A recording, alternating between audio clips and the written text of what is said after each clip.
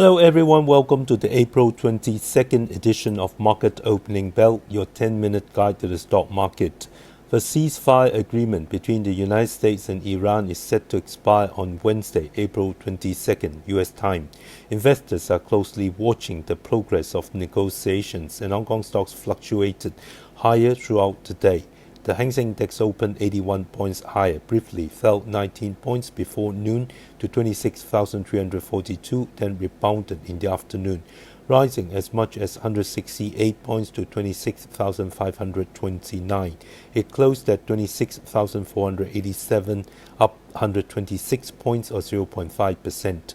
The China Enterprises Index finished at 8,943, up 44 points or 0.5%, while the Hang Seng Tech Index ended at 5,061, down 4 points or 0.1%. Total market turnover fell 15% from the previous day to 205.1 billion Hong Kong dollars. Southbound trading turnover reached 82.654 billion dollars, with net inflows of 3.738 billion dollars, compared with the net outflow of 3.909 billion the previous day. Among individual stocks, Southbound investors recorded net purchases of China Mobile, $1.067 billion, ICBC $798 million, CCB $789 million, Cambridge Technology $268 million, Popmart $185 million, Kingsoft Cloud $167 million, and CNOOC $159 million. Net sales included Alibaba $606 million, Yangtze Optical Fiber $196 million, Ecosol $180 million, and Tencent $178 million. Notably, Southbound funds have net bought CNOOC for 8 consecutive days, totaling $2.572 billion, and Popmart for 6 consecutive days, totaling $2.595 billion. Hang Seng Index briefly broke above 26,500 points during the session, with both its intraday high and closing level showing a gradual upward trend. However, uncertainties surrounding the US-Iran negotiations persist. We maintain the view that the Hang Seng Index will continue to trade within a narrow range between 26,000 and 26,500 points. On the mainland, the 3 major A-share indexes dipped in the morning but recovered slightly in the afternoon. The Shanghai Composite closed at 4,085, up 2 points or 0.07%. The Shenzhen Component finished at 14,982, up 15 points or 0.1%. The Chinex Index ended at 3,688, up 11 points or 0.3%.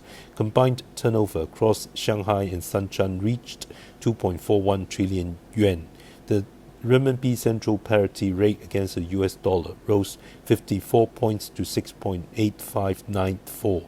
Sector-wise, Hong Kong Airline stocks continued their rebound. China's weekly international passenger flights this year are broadly in line with last year, with a 5.5% increase planned during the May Day holiday. Ticket prices surged in April, helping offset rising fuel costs. Tea beverage stocks also show strong momentum. The new style tea industry is benefiting from efficiency upgrades and supportive policies. Recently, 5 government departments jointly issued the Tea Industry Quality Upgrade Guidelines 2026 to 2030, aiming to shift the industry from output-driven to value-driven growth. By 2030, the industry chain is expected to reach 1.5 trillion yuan. For the first time, new style tea has been included as a national development priority, with explicit encouragement for international expansion.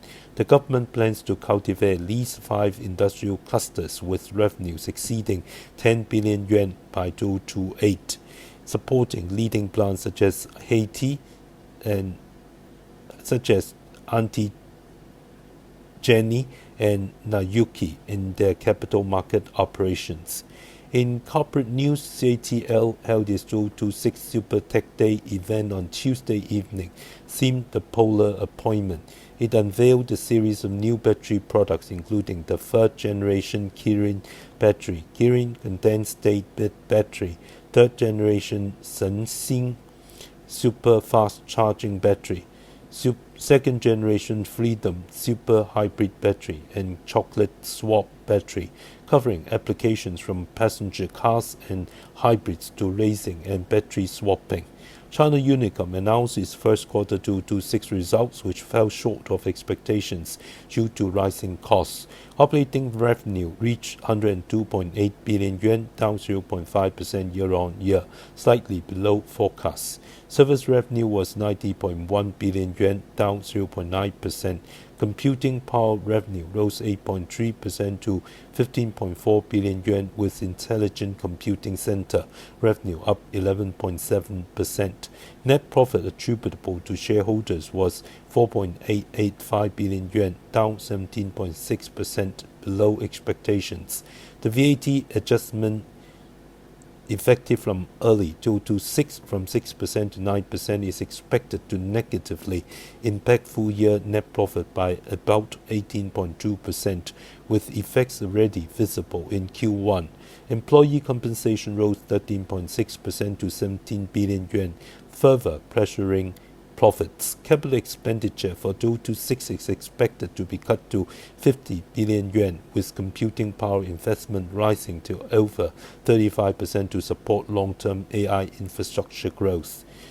Zijin Mining reported first quarter revenue of 98.498 billion yuan, up 24.8% year-on-year, with net profit attributable to shareholders at 20.079 billion yuan, up 97.5%. Growth was driven by higher production of gold and lithium carbonate, as well as rising metal prices. Earnings per share was 0.755 yuan. Gross margin rose to 30.33%, while mining operations margin climbed to 71.01%.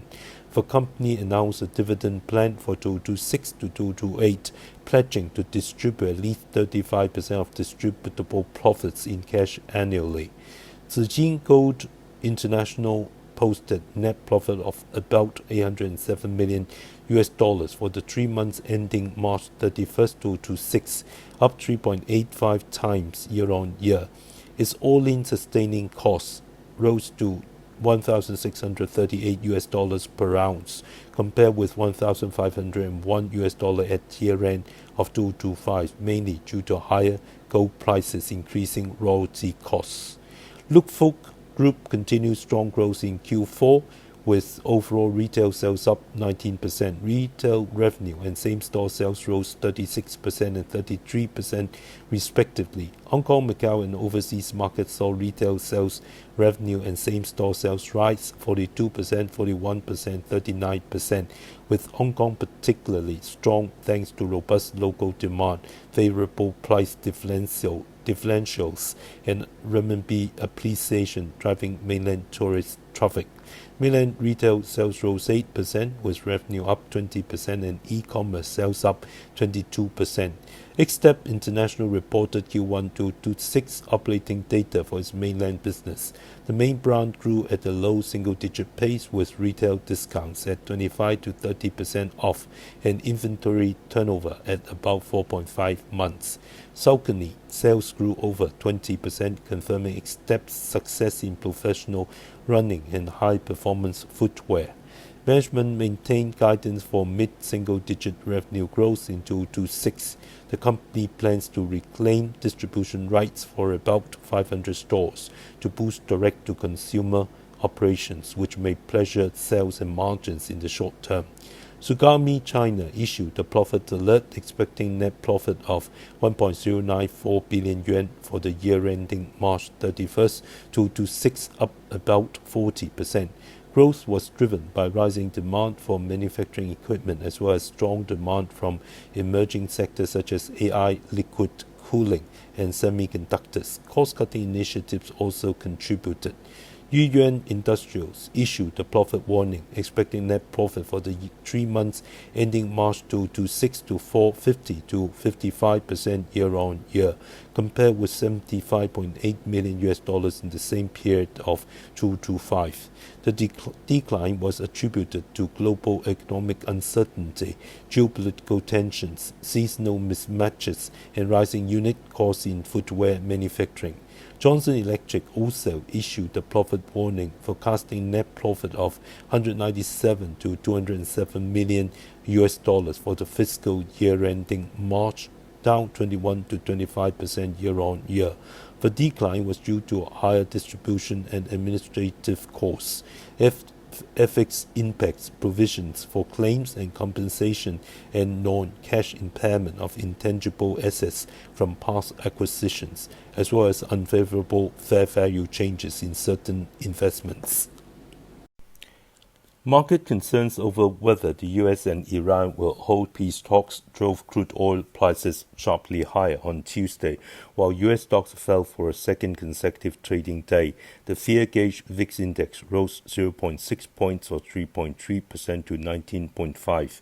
The Dow Jones Industrial Average fell 293 points or 0.6% to close at 49,149. The S&P 500 declined 45 points or 0.6% to 7,064.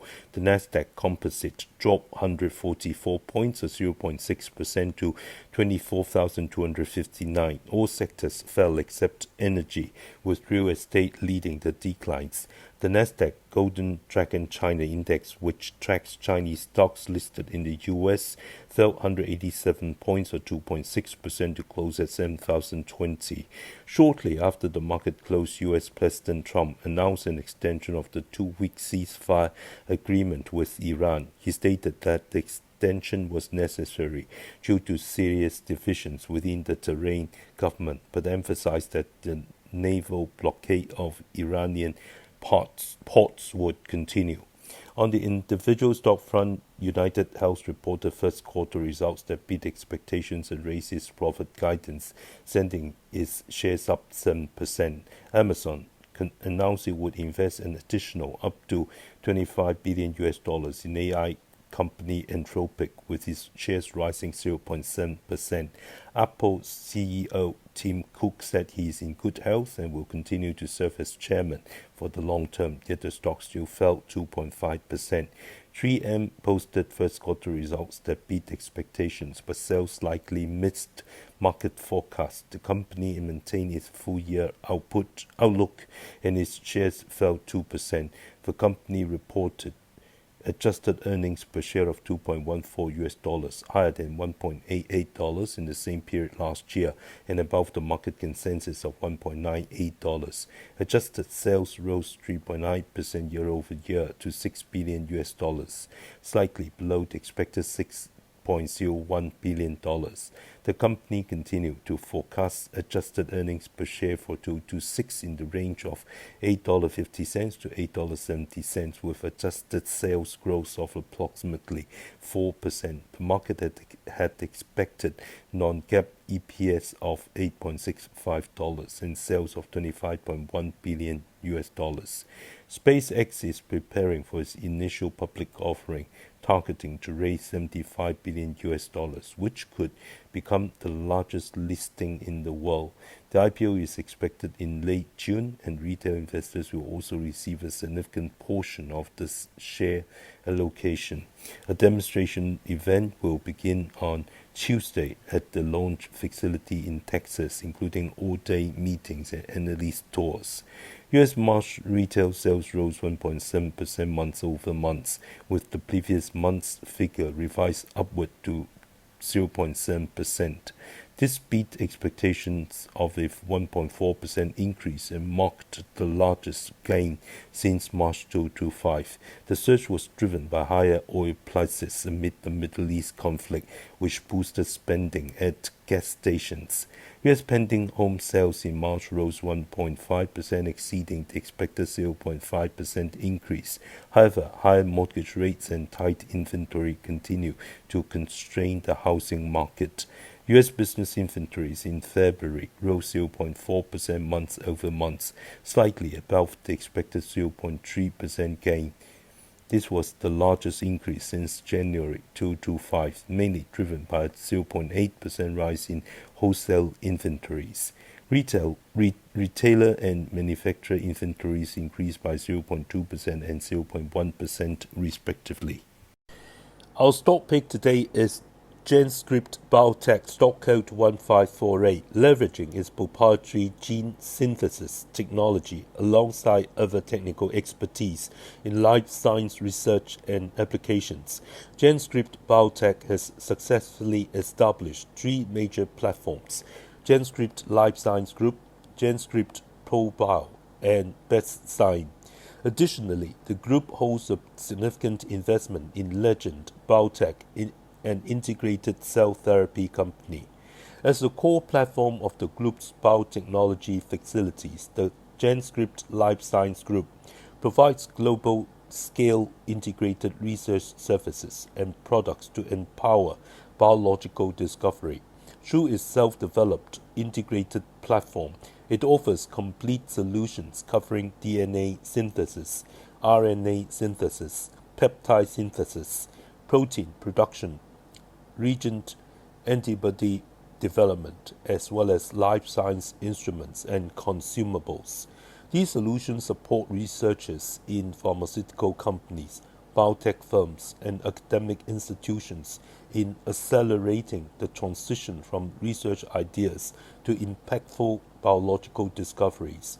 By lowering the barriers of speed, cost, and technical complexity in early-stage research, the Genscript Life Science Group plays a key role in driving the global development of next-generation biologics and advanced therapies.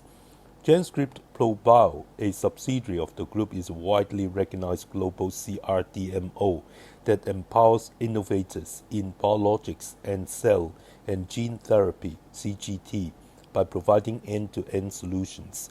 Its integrated platform seamlessly combines discovery, development, and manufacturing services to optimize processes, shorten timelines, and increase the success rates of biologics and CGT projects. BestSign, also a subsidiary of the group, operates in the industrial enzyme and synthetic biology product sectors. It utilizes advanced protein engineering technology to develop and produce innovative industrial enzymes, providing solutions for biofuels, food and beverage, distilling, starch, home care, textiles, animal feed industries, and functional proteins. For the year ended December 31st, 2025, the group's overall revenue from continuing operations was approximately $959.5 million, representing a significant year-on-year increase of 61.4%. Gross profit for the period was $553.2 million, up 103.3%.